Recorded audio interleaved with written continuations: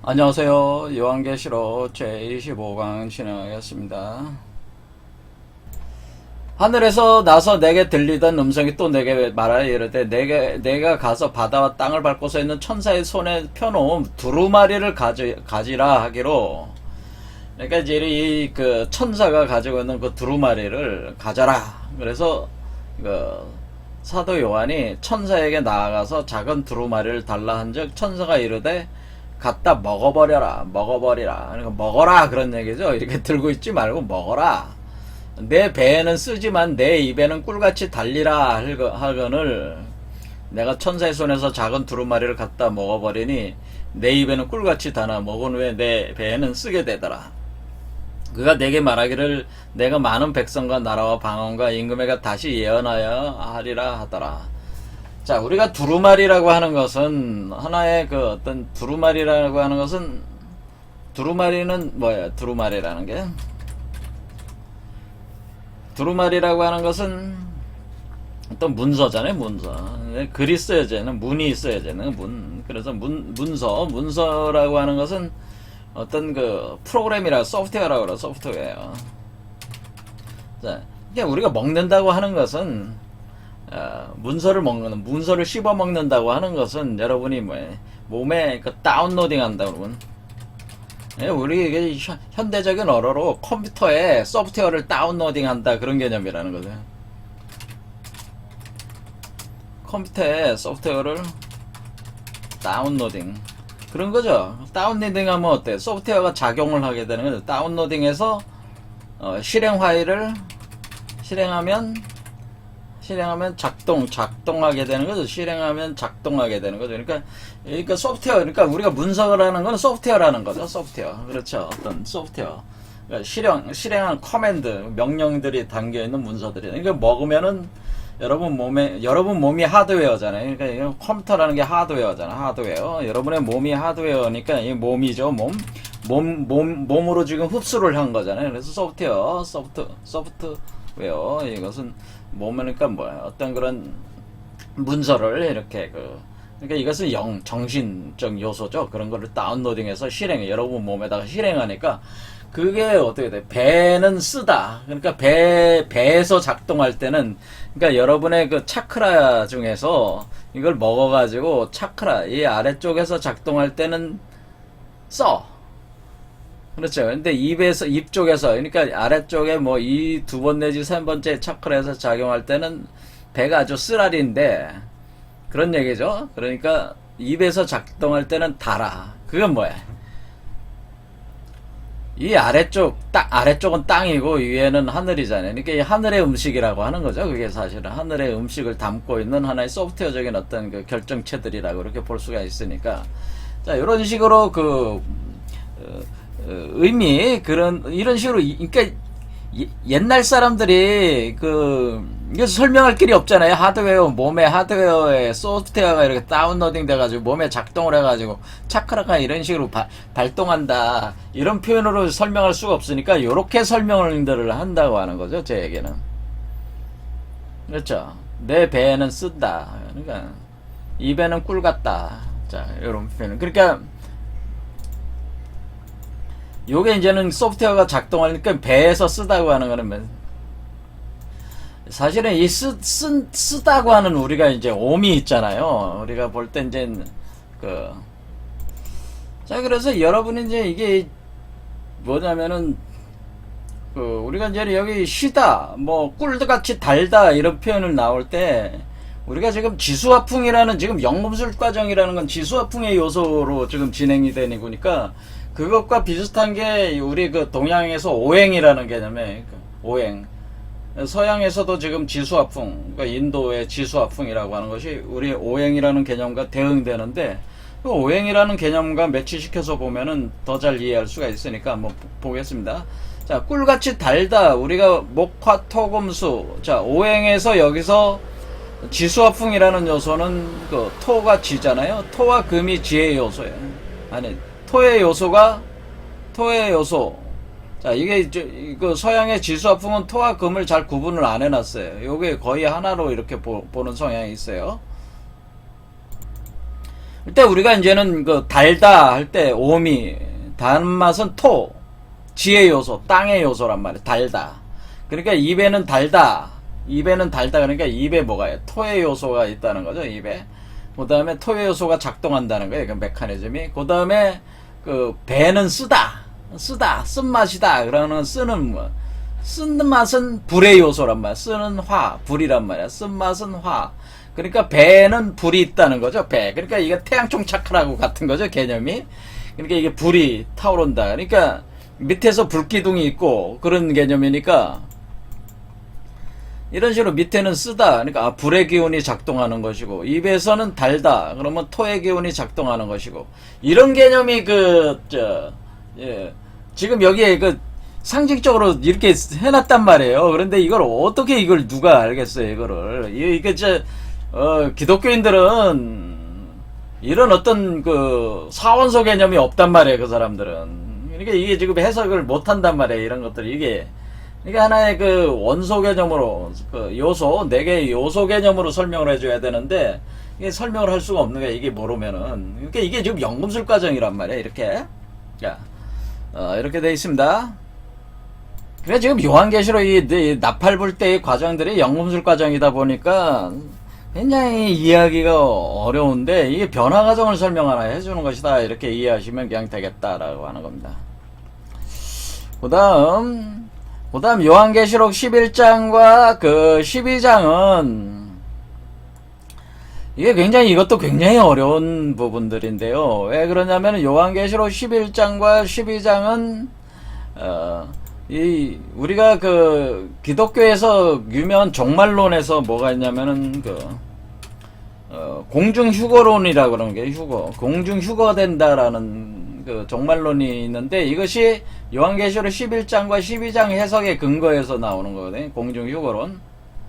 그러니까 종말론. 근데 공중휴거가 틀린 말은 아니거든요. 틀린 말은 아닌데 되게 이제는 공중휴거론자들이 어떤 특정한 날짜에 사람들이 다 공중으로 하늘로 들어 올려가지고 종말한다 이런 얘기들을 이렇게 1992년 2000년 이런 식으로 특정한 날짜를 또 잡아가지고 이렇게 얘기하다가 실패를 했잖아요. 그게 다미 선교회 같은데 이제 그런 식으로 하다가 실패를 하지 않았습니까? 그런 것들이 여기 문장들에 이제 기초로 해가지고 나오는 거니까. 근데 11장과 12장은 따로 이렇게 분할을 해서 보면은 총괄적으로 이해하기가 어렵기 때문에 한 번에 이렇게 쫙 합쳐서 봐야 되거든요. 그래서 보겠습니다. 요한계시록 11장 1절 네개 지팡이 같은 갈대를 줬다는 거야. 지팡이 같은 갈대니까 풀이죠. 풀 같은 데인데 지팡이라고 그랬죠. 지팡이 같은 풀을 갈대를 주며 말하기를. 자, 이것도 이제 상징적인 얘기지만은, 자, 이렇게 그냥 가겠습니다. 일어나서 하나님의 성전과 제단과 그 안에서 경배하는 자들을 측량한다. 그러니까 이렇게, 측량을 한다. 그러니까 숫자를 이렇게 추산한다. 그런 개념이 되는 거죠. 경배하는 자들을 측량하되, 성전 바깥마당은 측량하지 말고, 그냥 둬라. 그것은 이방인에게 주었은즉, 그들이 말하는 거룩한 성을 42달 동안 짓밟으리라 이런 얘기야. 또 내가 나의 두 증인에게 권세를 주리니 그들이 굵은 베옷을 입고 1260일을 예언하리라 이렇게 됐어요. 그들은 이 땅에 주 앞에 서 있는 두 감람나무와 두 촛대니 만일 누구든지 그들을 해하고자 하면 그들의 입에서 불이 나와서 그들의 원수를 삼켜버릴 것이요 누구든지 그들을 해하고자 하면 반드시 그와 같이 죽음을 당하리라. 근데 여기 굉장히 11장과 12장은 굉장히 고도로 심오한 얘기들이 이제 나오는 거예요. 그래서 11장, 12장에 또 가면은 뭐냐면은 하늘에 큰 이적을 보이리니 해를 옷 입은 한 여자가 있는데 발 안에는 달이 있고 그 머리에는 12별의 관을 썼더라. 이 여자가 아이를 베어 해산하게 되매 아파서 애를 쓰며 부르짖더라. 이렇게 시작하고 있어요. 12장은. 그래서 여기 보면은 나의 두 증인이라는 표현에서 내가 나의 두 증인에게 할 때 두 증인이라는 표현이 있고 두 증인, 또 여기 그 12장에 가면은 여자와 그 여자가 아이를 베어 해산하게 된다. 그러니까 이 여자와 아이, 이게 또 두 사람이 있잖아요. 이렇게 두 사람, 여자와 아이, 여기다 여자.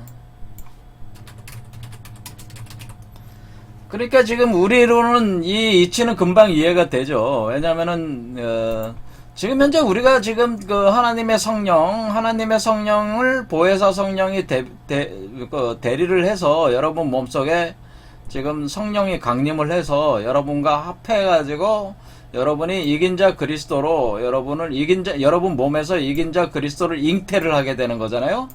지금 이 개념이 그대로 나온 거잖아요. 지금 이 여자가 여기서 얘기하는 요한계시록 12장에 나오는 이 여자, 이 해산하는 여자는 누구냐면 여러분 자신을 가리키는 거죠. 여러분 자신이 여자잖아요. 그렇죠? 하나님의 성령을 받아들였다. 그러니까 하나님은 남성적 에너지로 오는 거고 여러분은 여성적 에너지로 나와서 여러분과 합해서 여러분이 여자가 되는 거고, 그래서 여러분 몸 안에 여러분 자식, 그 아이를 탄생시키는 거니까 여자와 아이, 여기서 분명히 나오는 거죠. 여기서. 그래서 우리 몸에서 이렇게 그 아이가 태어난다고 하는 거. 그러니까 아까 그 우리가 발렌타인 만달라 그림에서 일곱 개 별 이렇게 돌아가면서 마지막에 이 아이가 무덤 속에서 나오는 게 뭐예요? 여러분 몸이 무덤에 해당된다는 거죠. 여러분의 몸이 무덤이니까 그 무덤으로부터 아이가 태어난다. 그런 개념으로 이렇게 보여주고 있듯이, 여러분의 몸이 여성체로서 작동을 해서 사망과 음부의 몸이 돼서 여러분 몸 안에서 이긴 자 그리스도를 탄생시킨다. 일단 이렇게 여자와 아이 이렇게 되는 거죠. 그럼 이게 이제는 그렇게 되면 이게 여자와 아이는 두 사람이 되는 거잖아요. 두 사람, 두 증인이 되는 거죠. 두 증인. 그러면은 이 두 증인이 이 앞에 있는 11장의 그 두 증인이 바로 이 여자와 아이에 해당된다. 그런 얘기가 되는 거죠. 이 여자와 아이가 작동을 한다. 그런 얘기. 그런데 여기서 보면은 이 여자와 아이가 이렇게 할 때 우리가 두 개의 기운이 이렇게 꼬여 올라가서 지금 진행이 되는 거잖아요. 이 꼬여 올라가는 두 개의 기둥이 있고, 두 개가 있고, 여러분과 또 그러니까 이렇게 두 사람이 있고, 또 기운 자체로는 두 개의 기운이 꼬여 올라가는 거잖아요. 자, 이렇게 돼 있으니까, 자, 그거를 생각하면서 이제 해석을 하면은, 어떻게 되면은, 바로 그 두 증인이 두 감람나무와 두 촛대다 이렇게 표현한 거는, 이게 이제는 이 두 증인 각각이 각 나무에 해당된다고 하는 거죠. 두 개의 나무. 그 다음에 두 촛대에 해당된다고 하는 거죠. 두 촛대에 해당되는 거니까, 촛대라고 할 때 우리는 일곱 촛대라는 개념을 항상 가지고 있어야 된다는 거죠. 일곱 촛대. 이렇게 일곱 개의 등잔을 가지고 있는 촛대가 요게 촛대예요. 촛대. 그러니까 일곱 개 차크라라는 개념이니까 우리가 지금 일곱 개의 차크라를 거쳐서 이렇게 가는 거니까, 이거를 제가 이렇게 나무 두 개가 꼬여가는 개념으로도 표현한다. 이렇게 말씀을 드렸잖아요. 이렇게 말씀을 드렸으니까 이게 지금 두 나무잖아요. 그렇죠. 두 감람나무. 그러니까 이렇게 올라가는 현상이 지금 두 감람나무가 꼬여 올라가는 현상인데, 이때 두 감람나무라고 하는 것이 사실은 에덴 동산에 있는 생명나무와 지식의 나무가 두 감람나무라고 하는 것이고, 우리가 지금 에덴 동산에서 이 작업이 지금 다시 작동을 하고 있는 거다. 그래서 두 감람나무는 라고 하는 것은 바로 지식의 나무와 생명나무를 가리키는 것이죠. 그 생명나무 플러스 지식나무, 이것이 다시 발동을 하는데 두 나무가 꼬여 올라가는 거예요. 그러니까 요런 개념으로 되어 있고, 그리고 이게 두 촛대다. 두 촛대라는 건 일곱 촛대. 그래서 그 성령의 불이 거기서 밝혀지면서 그러니까 두 개로, 하나를 두 개로 쪼개보면은 두 촛대 개념이 된다고 하는 것이죠. 이렇게, 근데 이게 꼬여 올라가는 거잖아요. 꼬여 올라가서 하나가 돼 나가는 과정이잖아요. 그러니까 사실 이 아이가, 요게 바로 여러분 자신이잖아요. 자신이니까 하나잖아, 사실은. 그러니까 두 개가 꼬여 올라, 두 개의 기운이 올라가서 하나가 된다.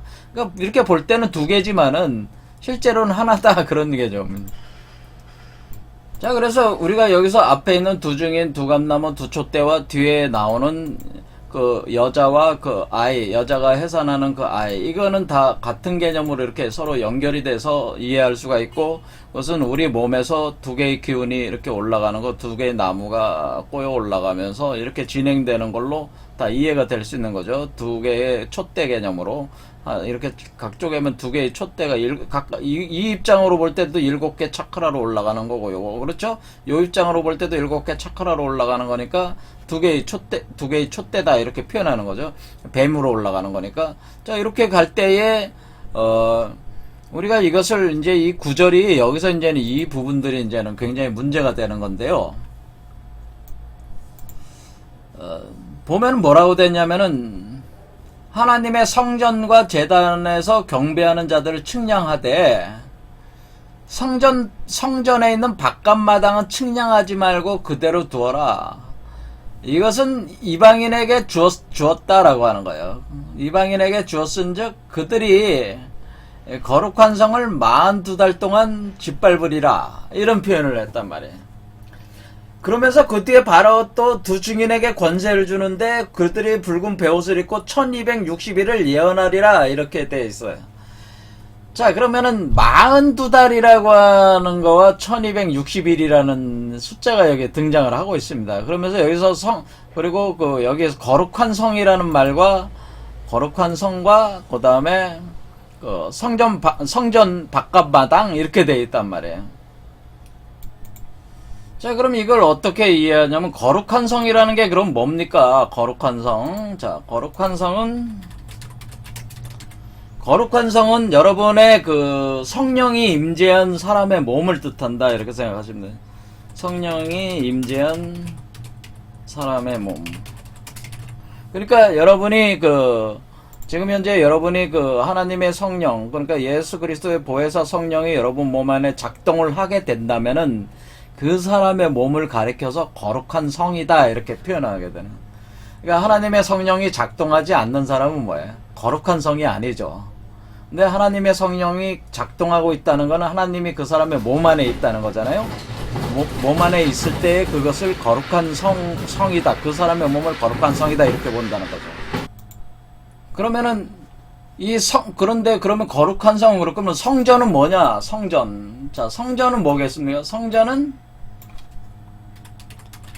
지금 이긴 자 그리스도 몸, 이렇게 보시면 된다는 거죠. 그러니까 이 두 사람 중에